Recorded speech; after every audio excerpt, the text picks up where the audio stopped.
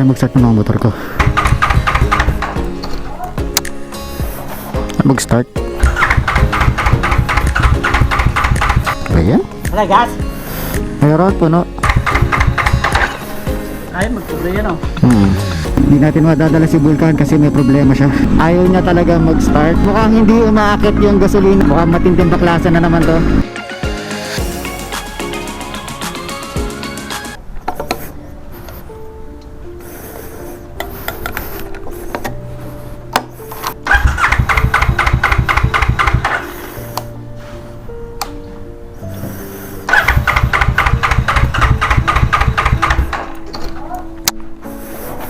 Mag-start.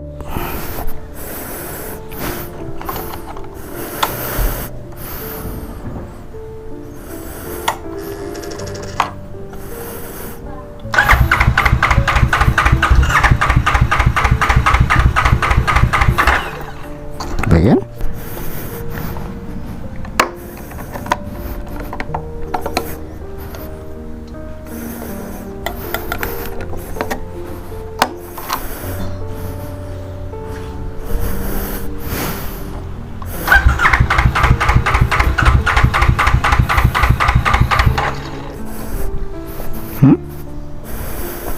Ganina nag-start to eh.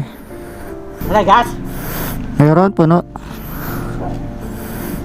Wala ba kickstart yan? Wala. Ay, delikado pa pag walang ano. Naabot eh.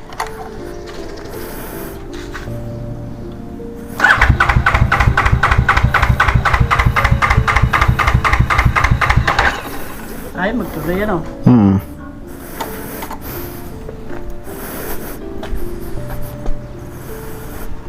Fuel pump.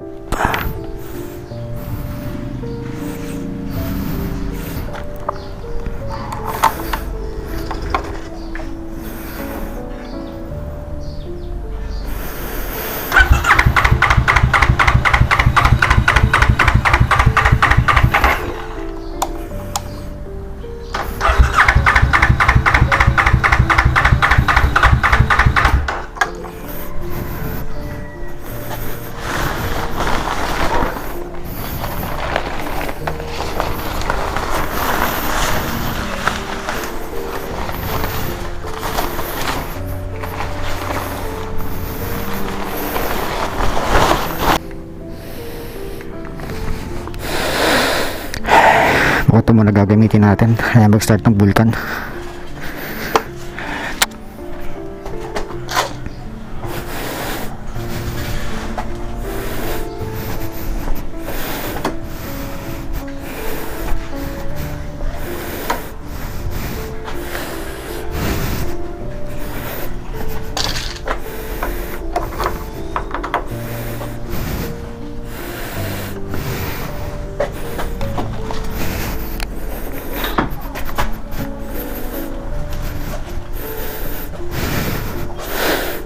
Mamaya ako na ayusin.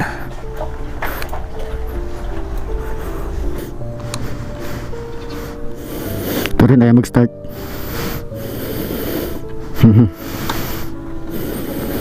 Ay nako.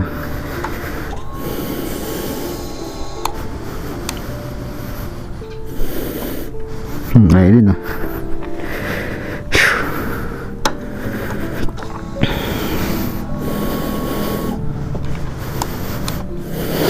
Tayo mag-start ng mga motor ko.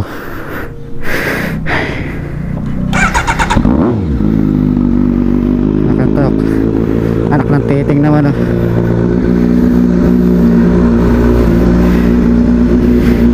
Ito ayaw mag-start.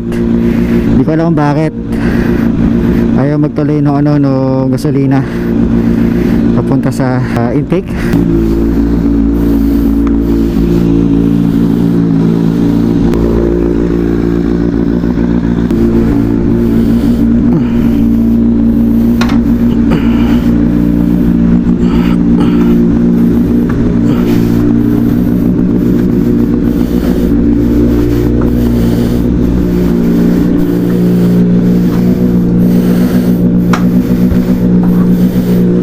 Cruiser sana tayo eh. Kaso nga mag-start ng Vulcan. Ben?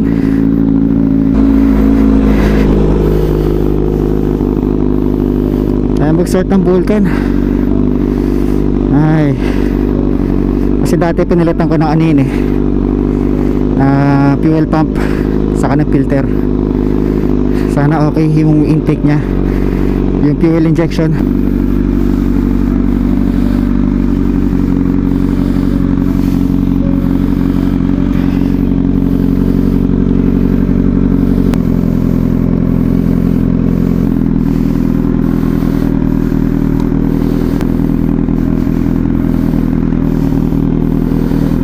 Mukhang mahirapan ng bitbit ito, kailangan magdala ko ng bag.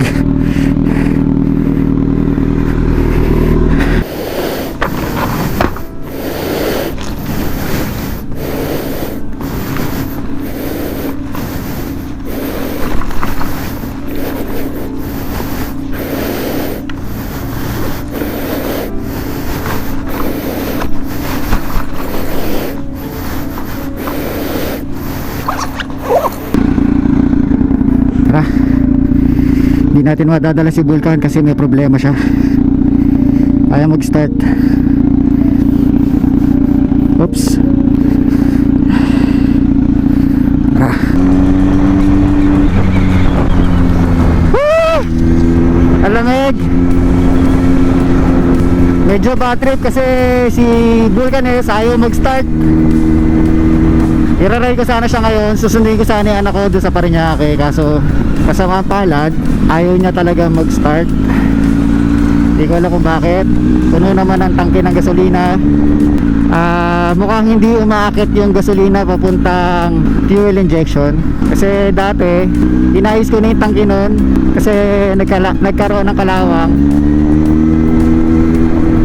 And then tiniturahan ko ng paint, yung para talaga sa loob ng gasolina para hindi siya kalawangin. And then yun, piniritan ko yung fuel motor saka fuel pump. Time check, it's 11:25 na ng umaga. Papunta tayo ng Parañaque para sundin ang aking anak. At may dala akong helmet nasa bag ko. At medyo di maganda ang aking pakiramdam. Hindi dahil sa may lagnat ako.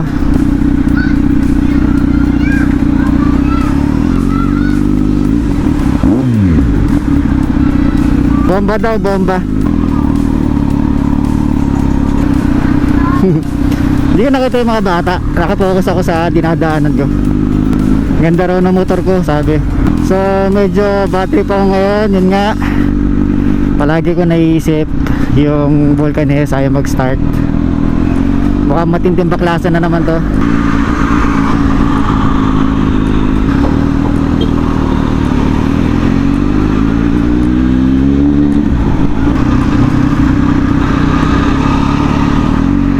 Ay ay ay. So kanina pa pala ako nagsisimula sa pagbablog at hindi ko pa na-welcome yung mga bagong tagapanood at mga magsusubscribe pa lang sa ating channel. Good morning sa inyo lahat. Salamat at napadpad kayo sa aking video.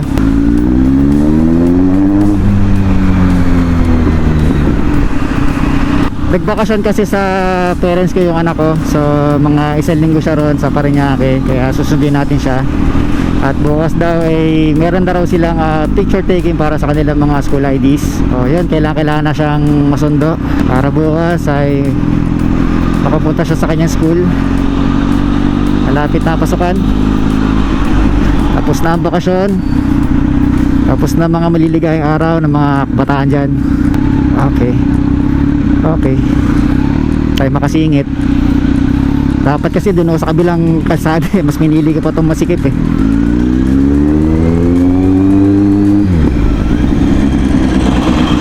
Ito lang tayo. Hindi natin kaya mga ganyan.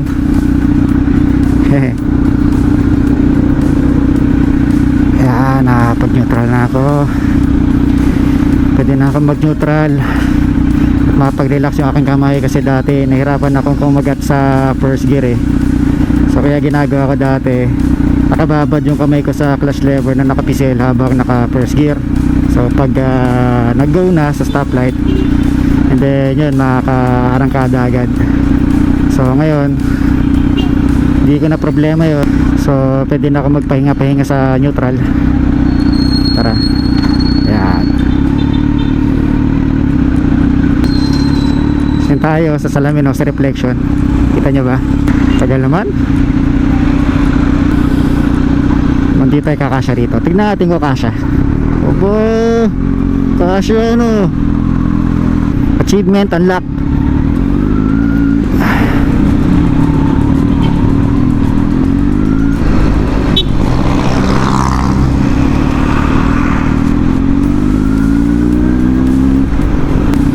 Ganito lang ako mag-drive. Relax, saka di ako nagmamadali. Di ako kaskasero.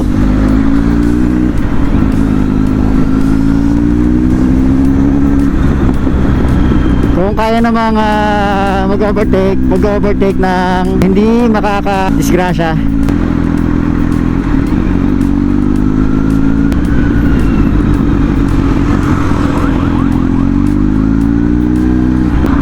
Neutral. Oh ha? Ay ay ay. Init. Nandito tayo ngayon sa Sapote. Nakita niyo ba yun yung flyover na yan? Yan ang Sapote flyover papuntang Coastal Road. So pag uwi ko itatry kong i-charge yung battery ng Vulcan kasi malamang kakastart ko, naubos na yung karga ng battery. And then itatry ko uling start. At pag ayaw na, magpapalkas tayo ng fuel injection, saka ng fuel pump, saka fuel filter. I-checkin natin kung malami ng bara dun sa fuel filter.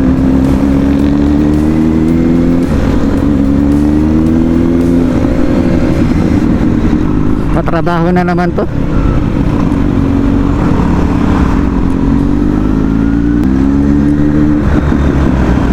Dito tayo ngayon sa Pulan Lupa, kung di ako nagkakamali, Las Piñas Road.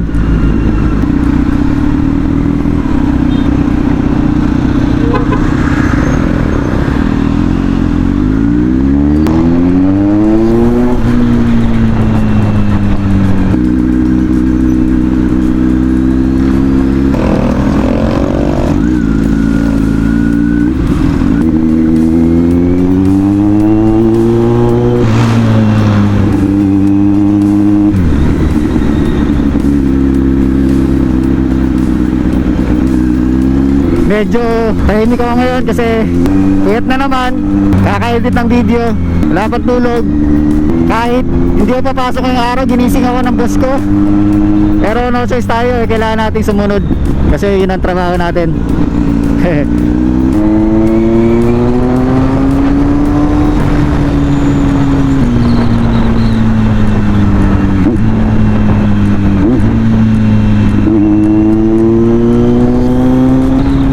Hindi ko pa ma-perfect yung rev match, dumadaos pa ng konti. Medyo napapalakas yata yung piga ko eh, yung pag-blip ko.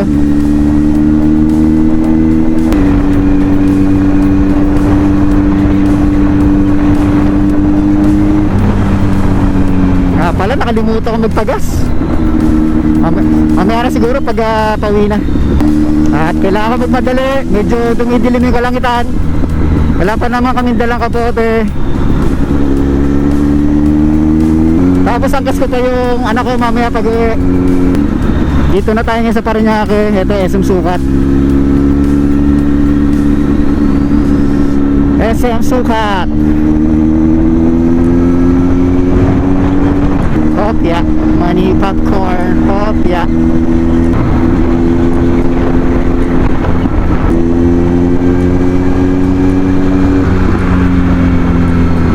Nandito tayo sa C5 extension. Nga pala, gasoline station. Ayun o. Ay nako, ulyanin na si Daniel. Ay,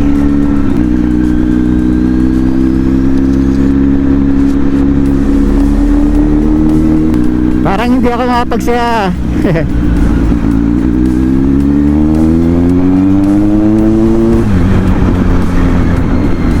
Parang hindi ko ma-enjoy ride ko. Naalala ko yung Vulcan eh. Bad trip. Ay nako, ayaw mag-start. No, Super 4. Yung pangarap ko dating motor eh.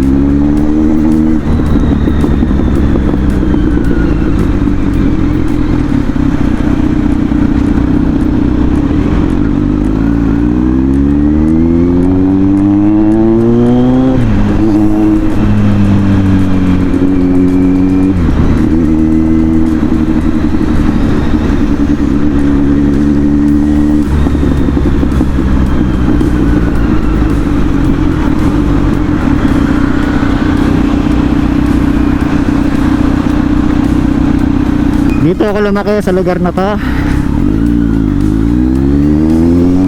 Dito sa Boracay, Paranaque. Dampa sa Boracay dati kung tawagin, ngayon puro mga talyar na. Dito dati naglalaro ng mga kabataan ko.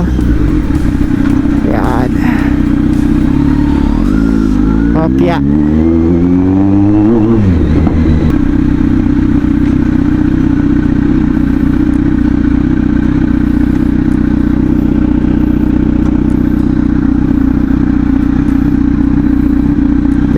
Tingakaya natin ng konti. Sandali naman tayo, hindi ko lang ako eh. Nilak pala.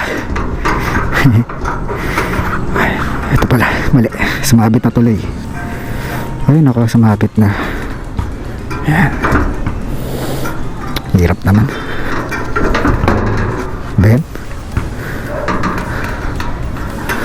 Hindi ko matanggal. Ba naman lock to?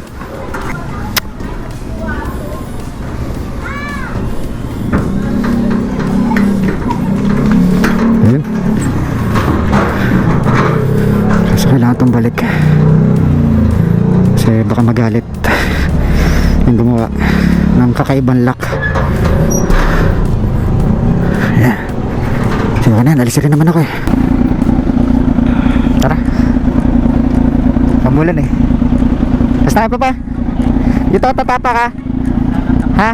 Sa gray ka tatapak. Pag sa tambucha, huwag didikit yung paa mo rito, mainit oh. Ha? Titignan mo yung paa mo, huwag didikit. Tara. Ikot ko lang, ikot ko lang. Mamaya na, ikot ko lang. Ikot muna. Tara.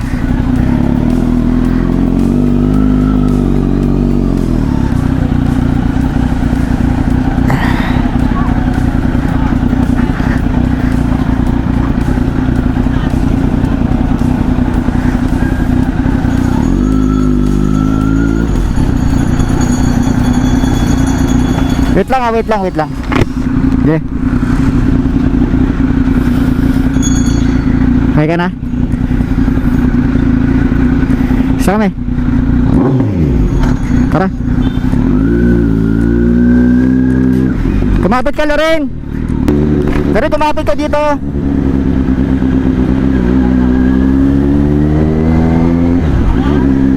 Yan ka sa kaangkas ko na yung anak ko. Kumapit ka ha.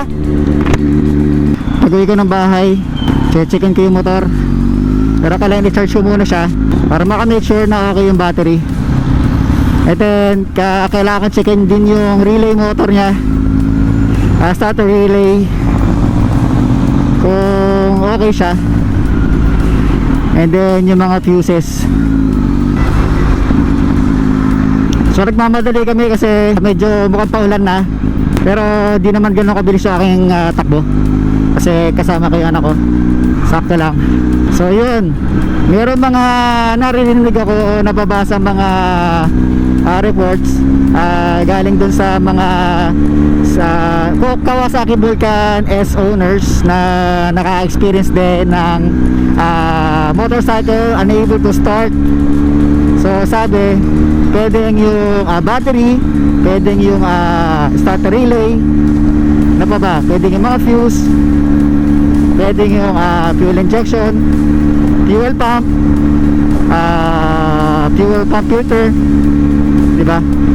So maraming mga things na kailangan checkin. So doon sa case ng motor ko ng Vulcan S, known issue na pala siya, no?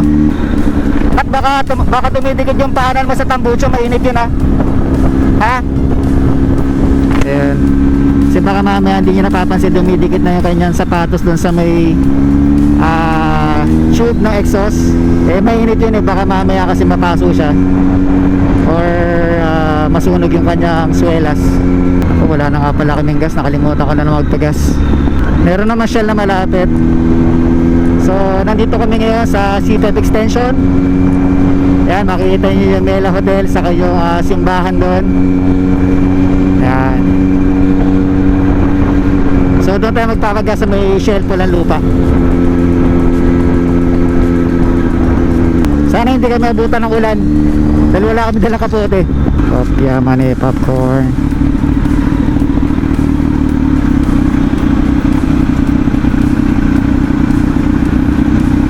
Wait, truck.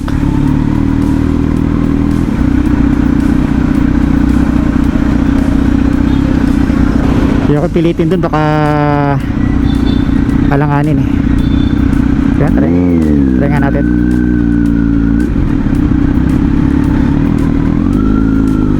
Yan, para hindi natin makasabay itong truck. Delikado kasi.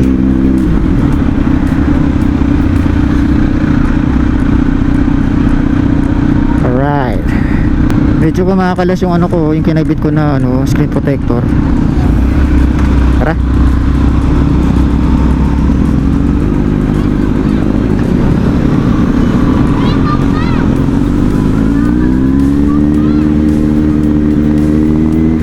Bomba raw, di makabomba. Pati mga batang babae maliliit naibomba na rin.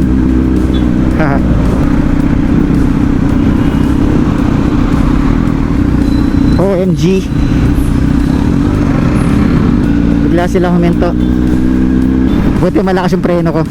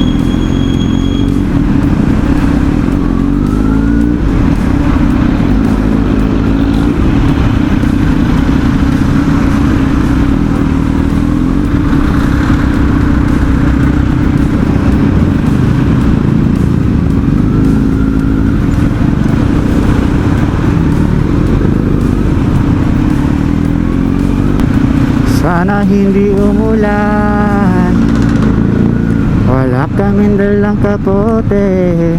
Hopya, may ginagawa pala doon sa kalsada. Lalagyan ng asfalto.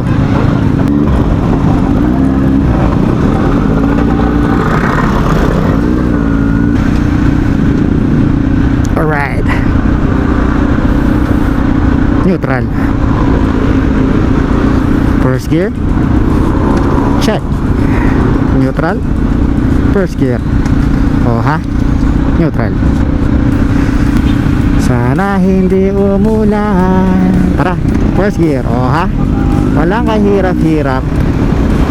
Dati kasi parang ayoko dalhin ito nakasi 1,000 oh. Ay hindi, si 900 pala. Pero SC Standard Edition mas maporma. Aha, ito tayo. Laki kasi ng truck eh. Galangan ako. Kopya.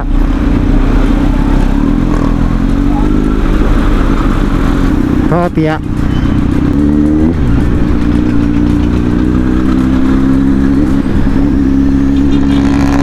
Go, go, go.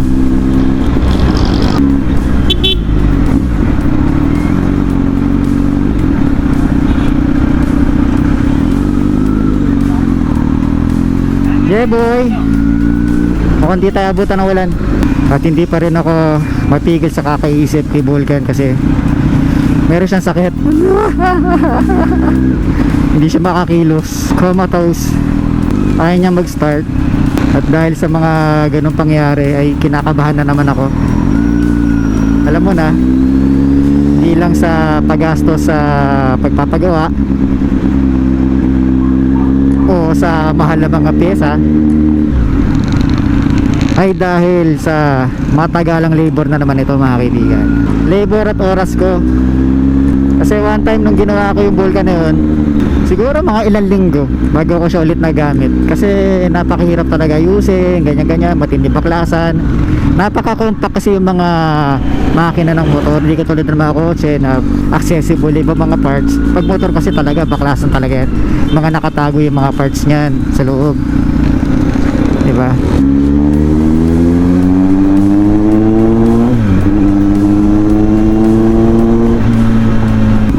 Teteng, nakalimutan ka na magpagas.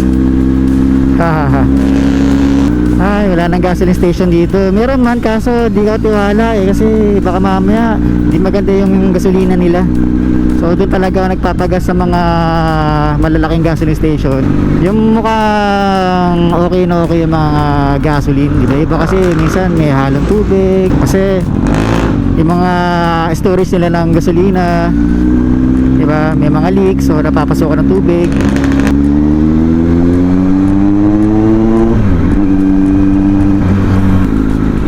KTM RC200.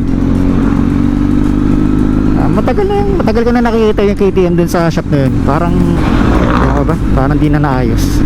Itong anak ko, sanay na itong ano, umangkas sa akin eh. Hindi siya katulad ng iba mga umangkas na malikot siya. Hindi, steady lang. Na-train ko na eh.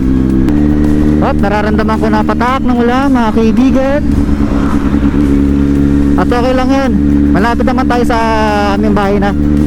At bago pa makalimutan sa mga bagong tagapanood at magsusubscribe, please like and subscribe my channel mga kaibigan. Malakas na po ang ulan, lumalakas na pa unti-unti.